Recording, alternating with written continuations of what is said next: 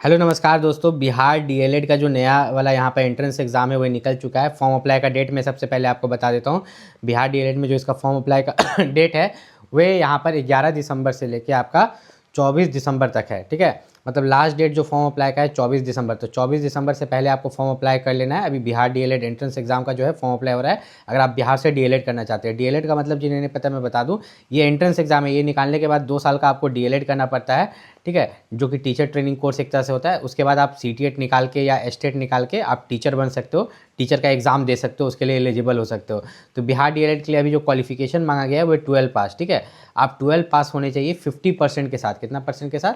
50% के साथ, अगर आप जनरल कैटेगरी से हैं। लेकिन अगर आप OBC, SC, ST, EWS category से हैं, रिजर्व्ड कैटेगरी से, तो आपके लिए यहाँ पर 45% है। 12 में 50% की 5% की छूट दी गई है। ठीक है, जनरल वालों के लिए 50% और रिजर्व्ड कैटेगरी के लिए जो है यहाँ पर 45%। मैं इसको रब कर लेता हूँ, फिर मैं आगे आपको बताता हूँ। उसके साथ साथ यहाँ पर बोला गया है कि देखिए 2 तरह का कॉलेज इसमें मिलता है। एक आपको गवर्नमेंट कॉलेज मिलता है, ठीक है, और एक आपको प्राइवेट कॉलेज मिलता है। तो अगर आप मार्क्स अच्छे लाते हो तो आपको गवर्नमेंट कॉलेज मिलता है, जिसकी फ़ीस 10,000 रुपये सालाना रहती है। तो 2 साल का कोर्स हुआ तो आपका जो फीस होगा वो 20,000 रुपया होगा 2 साल का। ठीक है, प्राइवेट कॉलेज में जो है 1,20,000 रुपये फ़ीस होती है, मतलब कि 60,000 रुपये सालाना। ठीक है, एक साल में 60,000 दीजिएगा, फिर एक साल में 60,000 दीजिएगा, मिला के 1,20,000 हुआ प्राइवेट कॉलेज का फ़ीस। सिर्फ फीस की बात कर रहा हूँ, फिर रहने खाने का जो खर्चा है वो आपका अलग है। आपका जो एग्ज़ाम होता है यहाँ पर बिहार डीएलएड में, ठीक है, मिनिमम 17 साल होना चाहिए। एज लिमिट मिनिमम आपका 17 साल होना चाहिए, मैक्सिमम कुछ भी नहीं दिया गया है। और अगर आप ओबीसी, एससी, एसटी, ईडब्ल्यूएस से आते हैं तो आपके पास जाति प्रमाण पत्र होना चाहिए। अब जो आपका एग्ज़ाम होगा कंप्यूटर बेस्ड एग्जाम सीबीटी, वो 120 क्वेश्चन 120 नंबर का होता है, जिसमें आपको 2.5 घंटे का समय मिलता है। ठीक है, 2.5 घंटे का मतलब 150 मिनट। कितना? 150 मिनट का समय आपको दिया जाता है 120 क्वेश्चन बनाने के लिए। अब ये जो 120 क्वेश्चन है इसमें आप देखिएगा जनरल हिंदी है, मैथ है, साइंस है, सोशल साइंस है, इंग्लिश है। तो ऐसे सब सब्जेक्ट है जो आप 10th और 12 में पढ़ चुके हो।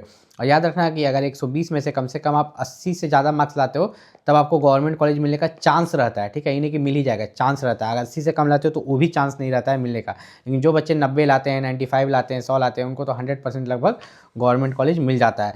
गवर्नमेंट टोटल जो सीट है वो 30,000 है। ठीक है, टोटल जो सीट इस बार भी है वो 30,000 सीट है, जिसमें कि आप मान के चलो कि 8 से 9,000 सीट गवर्नमेंट कॉलेज के लिए रहेगा और बाकी जो 20,000 सीट है वो प्राइवेट कॉलेज के लिए रहेगा। तो बिहार डीएलएड की अगर आप भी तैयारी कर रहे हो तो बिहार डीएलएड के लिए आपका जो बेस्ट बुक है, ठीक है, बिहार डीएलएड के लिए आपका जो बेस्ट बुक है उसका लिंक मैंने इस वीडियो के डिस्क्रिप्शन में दे दिया है। वहाँ से जाके आप अमेजॉन से बिहार डीएलएड का बेस्ट बुक परचेस कर सकते हो। ठीक है, मैंने 2-3 बुक दिया, आप देख सकते हो। और फॉर्म फीस जो रखा गया है एससी, एसटी और दिव्यांग का 760 रुपया, बाकी सबका 960 रुपया फॉर्म फीस रखा गया है। जनरल, ओबीसी, ईडब्ल्यूएस का नॉर्मलाइजेशन भी किया जाएगा ईजी और हार्ड शिफ्ट में। टोटल 3 शिफ्ट में एग्ज़ाम होता है। ठीक है, एक दिन में 3 शिफ्ट में एग्ज़ाम होता है और एग्ज़ाम अच्छा आपका 1 महीना तक चलता है। और ईजी और हार्ड शिफ्ट में नॉर्मलाइजेशन किया जाता है। नॉर्मलाइजेशन में 10 नंबर बढ़ भी सकता है, 10 नंबर घट भी सकता है, 5 नंबर बढ़ भी सकता है, 5 नंबर घट भी सकता है। तो लास्ट डेट से पहले बिहार डीएलएड का फॉर्म अप्लाई कर लीजिएगा यहाँ पर। और किसी भी तरह का दिक्कत हो तो नीचे कमेंट करके पूछ लीजिएगा। मिलता है अगले वीडियो।